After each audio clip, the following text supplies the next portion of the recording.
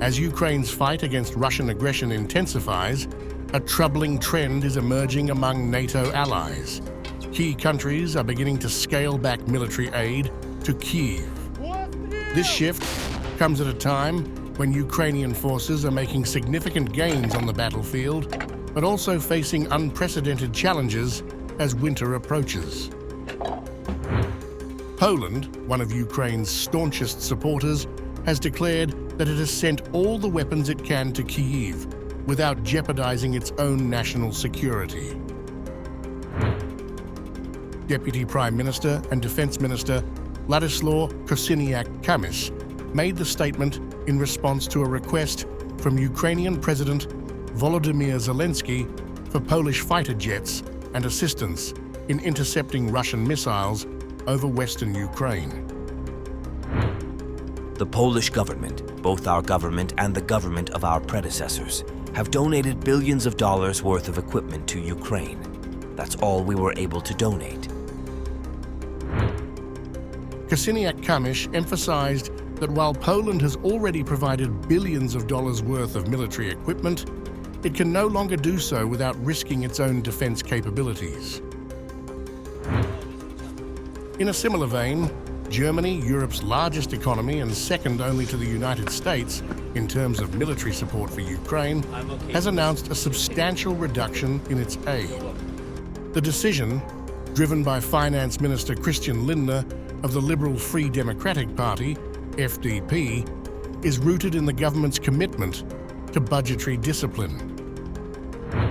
Lindner's directive, revealed in an internal letter, indicates that military aid to Ukraine will be halved starting in 2025, with future funding expected to come from European sources or through interest on frozen Russian assets. The timing of Germany's decision has sparked alarm in both Kyiv and among Ukraine's other European allies. With the Ukrainian military regaining momentum in its counter-offensive, the reduction in aid from a critical partner could have severe consequences on the battlefield. The announcement has also elicited reactions from across the Atlantic, where some of former President Donald Trump's supporters have questioned the United States' continued support for Ukraine if Europe itself is pulling back. This shift in NATO's stance was foreseen by Russian President Vladimir Putin, who has long warned that the Western coalition's resolve would weaken over time. The ongoing conflict has strained public opinion and national budgets across Europe, and domestic political pressures are increasingly influencing foreign policy decisions.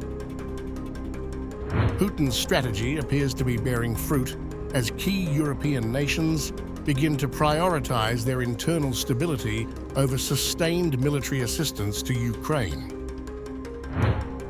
Meanwhile, the Biden administration continues to support Kyiv, recently announcing a $125 million military aid package on the eve of Ukraine's Independence Day.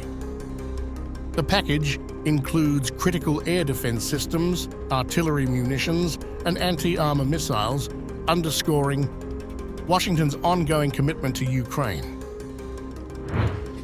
However, the broader trend of reduced European support raises questions about the long-term sustainability of the Western alliance's backing of Kyiv.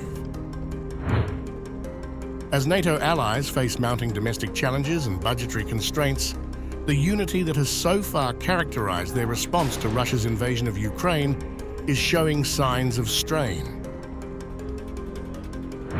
With winter approaching and the conflict far from resolved, the next few months will be crucial, determining whether Ukraine can continue to rely on the same level of international support that has been pivotal in its fight for sovereignty.